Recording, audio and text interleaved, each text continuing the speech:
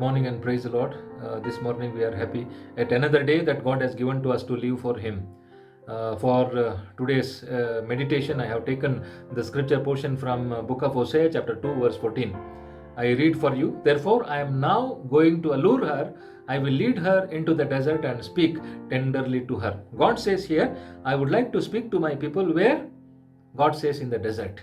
What is this desert experience?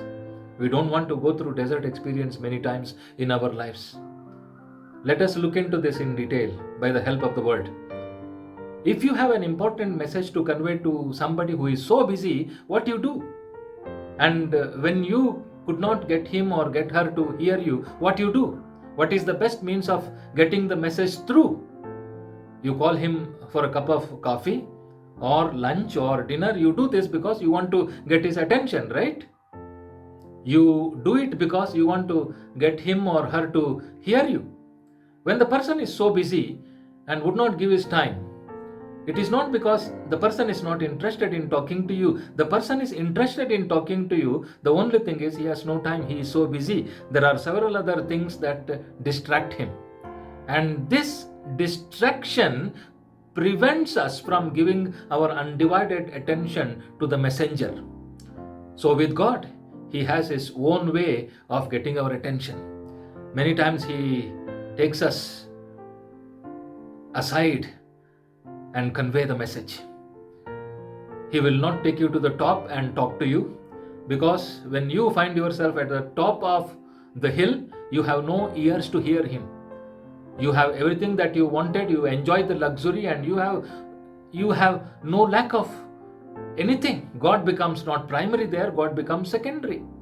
He will not take us down to the bottom and talk to us, because you have no strength to talk, you have no strength to listen to the voice of God. You are so tired, you lost everything and there is no hope left for you. You are weary, heavily burdened. Instead of God taking us to the top or down to the bottom, He will take us aside. He will take us aside. It is to get our attention. Let me give you a couple of examples from the Bible. For Paul, it was Arabia for 3 years. God took him aside and spoke to him, trained him in Arabia for 3 years. For Moses, it was 40 years in the desert. For Joseph, it was 13 years in Egypt. And for David, it was many, many years of fleeing from King Saul. God knows the stubborn human heart. God knows the stubborn human heart. He knows that if He is to accomplish His deepest work, He must take us into the desert in order to give us the privilege to be used in the kingdom of God. In the desert, God changes us and removes things that hinder us. He forces us to draw deep upon His grace. The desert is only a season in our life, only a season in my life. When He has accomplished what He wants in our lives in the desert, He will bring us out.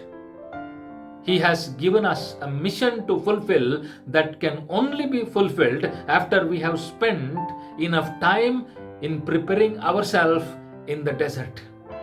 Fear not the desert, for it is here you will hear God's voice like never before. God uses enlarged trials to produce enlarged saints so that He can put them in enlarged places. He brought me out into spacious place. He rescued me because He delighted in me. Let me read this verse once again for you, found in 2 Samuel chapter 22 verse 20. 2 Samuel chapter 22 verse 20. He brought me out into a spacious place. He rescued me because He delighted in me.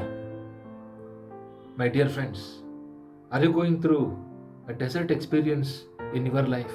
Take heart. It is in the desert that you prepare yourself. May God bless you. Shall we pray? Loving, gracious Heavenly Father, we thank You for the word that You have given to us. Give us Your grace when life does not make any sense, when life goes out of control.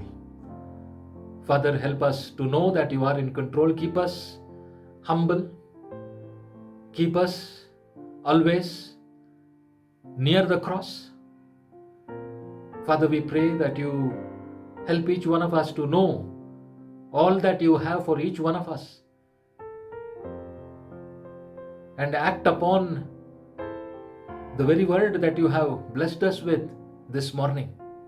Yes, Lord, you want to accomplish the kingdom purposes in our life, and we are so privileged, we are so blessed.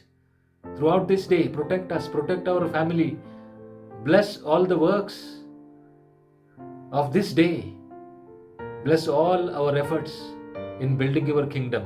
In Jesus' precious name we pray. Amen.